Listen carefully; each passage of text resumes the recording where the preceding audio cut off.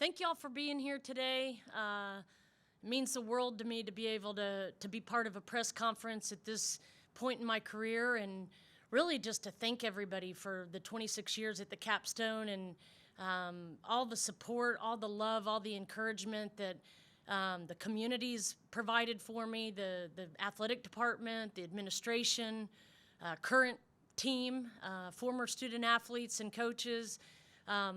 The list is long. I'm not sure I could do justice to certainly showing the appreciation to everyone for giving me this opportunity and allowing me to lead the Crimson Tide for 26 years. What a privilege, what an honor this has been.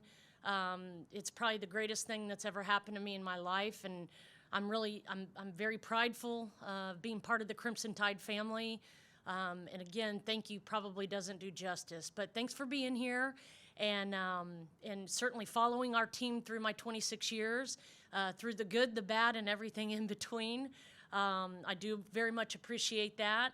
I'm glad that I could make this day and see it through so that I could retire from the University of Alabama, which has been my dream job.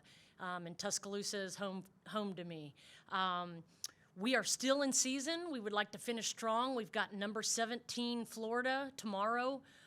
It's our last two home matches, and then we follow it up with number 29 South Carolina on Sunday. As everyone knows, the SEC is the premier conference and certainly the most competitive conference in women's tennis in the country.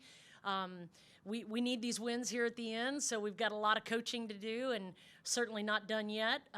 We would like to push strong here at the end so that we can make the NCAA tournament. But that's the plan. And again, thank you for being here and for giving me this opportunity. All right, Jeff Spiegel. Hey, Jenny, congratulations on your retirement. Thank you. Upcoming retirement.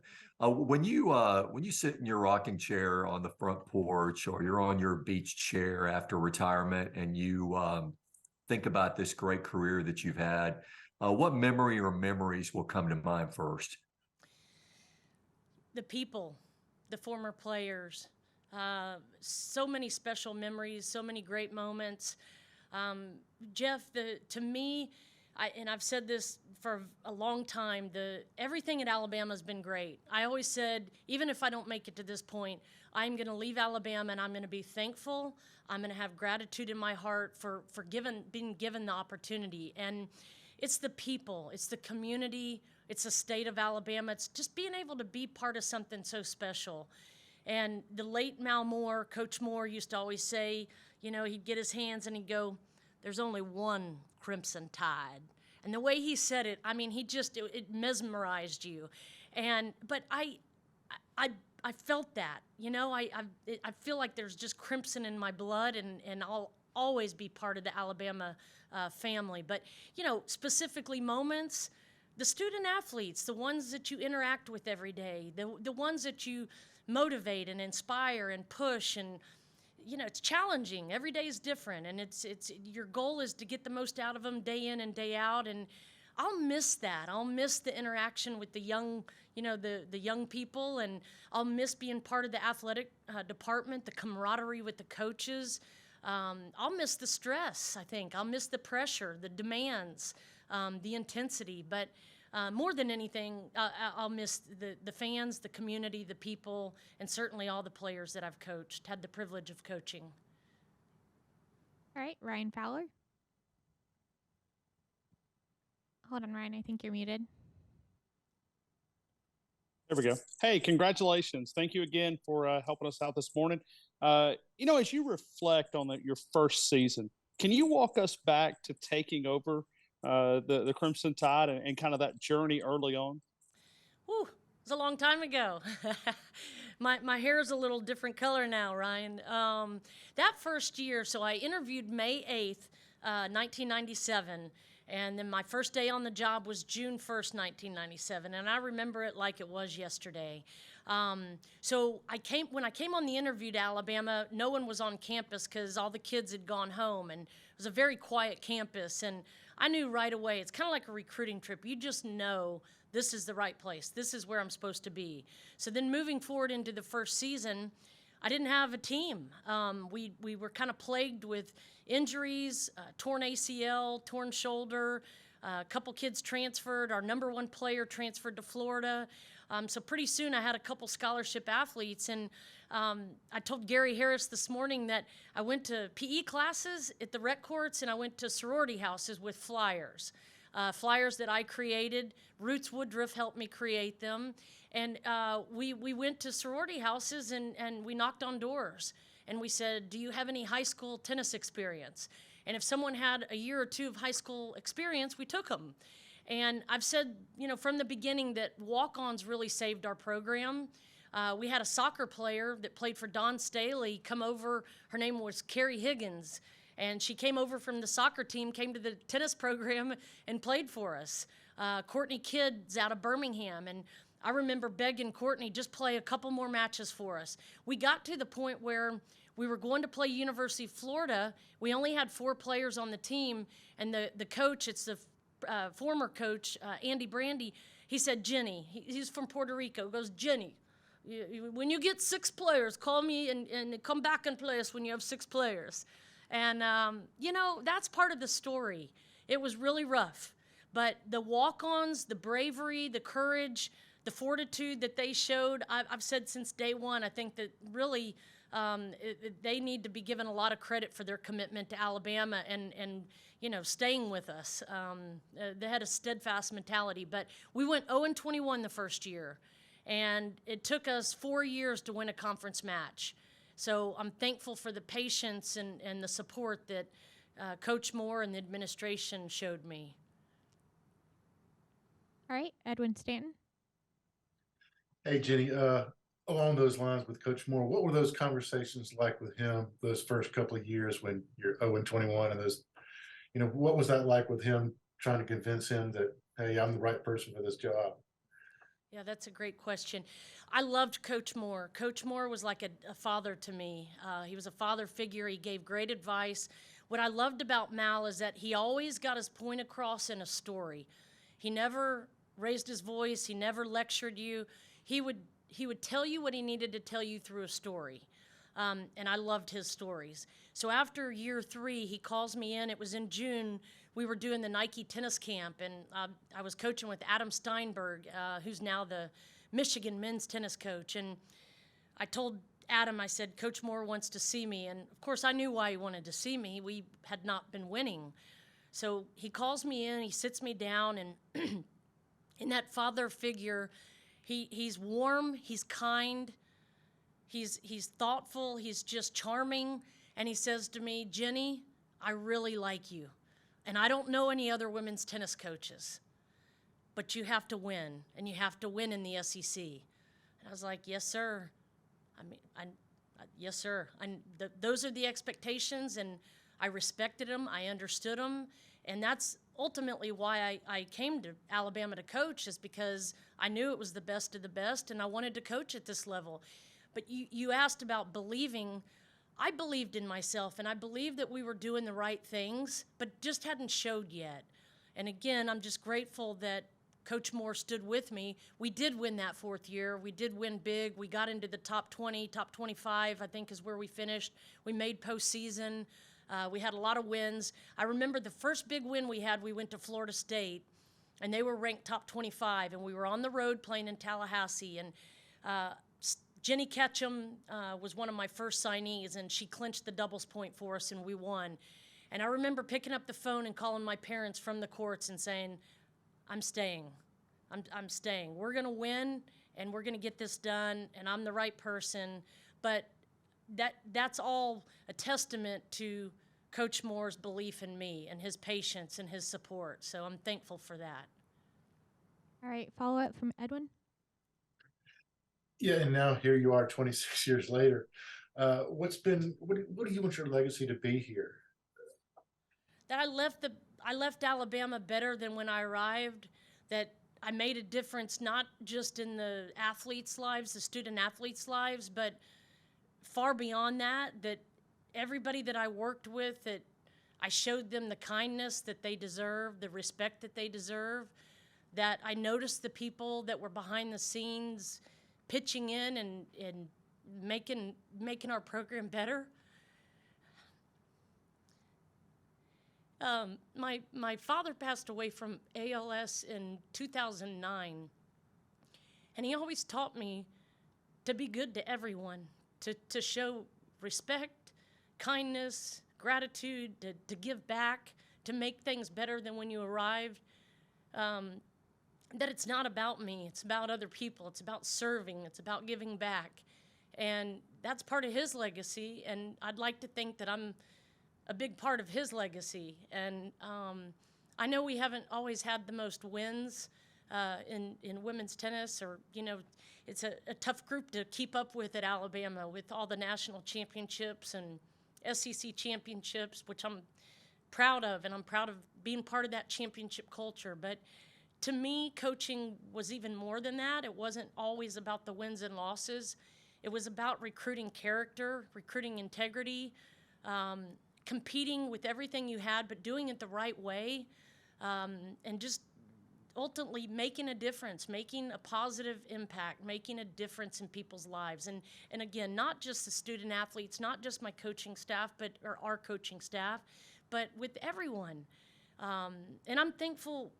I believe Greg Byrne is, I'm thankful that he is very sensitive, and that he realizes, I feel like he tries to really reach everyone and make a difference, and I appreciate that, because that's, I think, in line with my philosophy as well.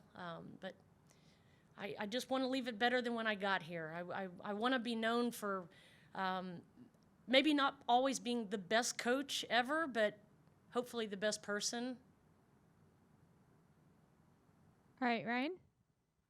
Yeah, just a follow up. Talking about Coach Malmore, it kind of reminded me of the facility growth, because if I remember correct, there was a couple of tennis courts on the outside of the football building there, and I think there was also some in the indoor practice facility, if I'm not mistaken, at one of the ends. And then Coach Moore had a vision that if he could build a facility, then you could attract some big tournaments and the growth of that facility. Can you kind of walk us through that, and maybe the excitement of leaving that legacy? Absolutely. You're right. Coach Moore did a phenomenal job with that. He just, I think he was so good with people, and he was so sincere and so genuine that people wanted to contribute, and they wanted to help us with our facilities. And he was instrumental in our indoor and our outdoor facilities. So our outdoor stadium was completed in 2004. And I mean, when that was completed, I remember thinking we are going to be able to recruit the best and the brightest, and attract those kind of student athletes because of, the great facility. And then the indoor facility, the Roberta Allison Baumgardner facility, when Coach Saban came in, we had 4 indoor courts that were part of the end zone. And every time I walk in the football practice facility, I kind of look over in the corner and laugh, because, we played a lot of matches in there, and it was kind of a neat old antiquated facility. But, Coach Moore made a commitment to us that he would, in fact, build us a really, really nice state-of-the-art, first-class indoor facility, and he did that. And so I'm thankful that Coach Saban wanted that space, because that obviously helped us get the new indoor. But Coach Moore, he always, when he said he was going to do something, he that pledge, he did it. He followed through. And the indoor was completed in 2012. And at that point, we were able to recruit players like Alexa Garachi, who right now is top 10 in the world, and she's making a career on the WTA tour. So I think there's no question that Coach Moore's commitment to building great facilities has made a direct impact in being able to recruit some of the best players that have come through our program, and helped us win a conference championship and a couple national championships. All right. Any other questions? All right, Edwin. I just want to talk a little bit about your coaching style. You've always emphasized team and commitment to the team. Is that something you learned from? I know that you played high school in Texas. Is that something you learned from your high school coach? And his name John Peterson. Yes, it is, and I thank you for asking that. The I never thought I would fall into coaching. I mean, it was certainly was not something that I just from a young age said I'm going to coach women's tennis. I love sports. I played soccer. I ran track. My older sister played college tennis, so whatever she did, I wanted to do. And but I kind of did fall into it. But the real impact was in high school with John Peterson, and he just made it. He made it fun, and he talked about team all the time. It was never about one player. It was never about one person. It was always team, team, team, team. And again, tennis is a selfish sport because, I suppose it's like a pitcher in baseball or softball. You're on the mound by yourself. You're out there on your own. And so growing up in junior tennis, you're never concerned with teammates because you don't have them. But the way he cultivated the team environment, and he instilled that philosophy in me at a young age, all through my high school career. And then when I played college tennis, my favorite thing about playing college tennis was team. Playing with your teammates and your buddies and having fun. And whether you won or you lost, you were in it together, and being there for each other. And so that's always been my philosophy. And I've always felt like the team was much greater than, the individuals. And as a coach, I've tried to carry on that philosophy to make decisions that are always in the best interest of the team, even though maybe, that might not benefit one individual or two individuals. That it is, even though tennis is an individual sport, it still is about the team. And, just try to drive that home in decisions that we make and actions that we take. And yesterday, I had a practice planned, and I got to practice, and I could tell right away that the energy was low and we were kind of struggling a little bit. And I completely, just like that, changed practice, and we did team stuff the whole time. And the team was laughing and great energy and enthusiasm and having fun. And it was like, here we go. That's what it's about. And I challenged them to play like that this weekend, with that same energy. So, but it's a team effort. Nothing good happens on your own. There's always a team behind good things, whether it's in an athletic department, in a family, and, obviously on a team. But there's a lot of people pushing that steamroller forward. All right, Ryan. Hey, I'm sorry. One more follow up. You talked about your legacy a couple of minutes ago. I thought that was an awesome story that you were sharing about your dad. And you look back at your assistant coaches that have now become head coaches. That is also part of your legacy, and it's a pretty good list, coaching tree. That can you talk about that? And maybe that's a highlight of your career. Yes, thank you. That is a big part of my legacy as well, or at least I hope it is. We have had incredibly talented assistant coaches come through here. Very knowledgeable, very experienced, very talented, very giving, and we still do have those assistant coaches here currently. But they've taught me as much as I've taught them. And we've been blessed. I've always said from day one that the successes that we've been able to enjoy as a team at Alabama, winning a conference championship, winning national championships, has been the culmination of all the staff and all the assistant coaches. I'm certainly not to be credited for that. That was Ricky Doverspike coached Maya Jansen and Aaron Ratliff to their first national championship in 2014 at Georgia. He coached them, and he did a commendable job. When we won the SEC championship in 2014, Max Norris had left and gone to Ball State to be the head coach, but he had recruited 2 or 3 key players that made a pivotal, just an impactful difference for us to be able to win the championship. So, and those assistant coaches now are coming back and beating me. I don't understand. You'd think they had a little more respect for me, but I think it's kind of neat that on Sunday we're playing South Carolina, and Kevin Eppley, the head coach, was my second assistant coach at Alabama in 1999, and I'm gonna finish my home stand in my career playing at home against Kevin. So I guess life circles around, and but I'm very thankful to all those assistant coaches, because there's no question that they played a significant part in the development of our players and the growth of our program, and certainly the successes, and they taught me a lot. Deanna? First, I just want to say congratulations on your retirement as you get ready to enter this next season of your life. What is a message you're hoping to leave for next season and for the future of Alabama's women's tennis team? Thank you. My message, I want the next coach to do it the right way, with integrity, with high character, with sportsmanship. I think that's necessary. I think it's important. I think that these young student athletes are watching us to see how we handle different situations and stressful situations, and the things we talk about. And I think the next coach can win a national championship. I think this is the best job in the country.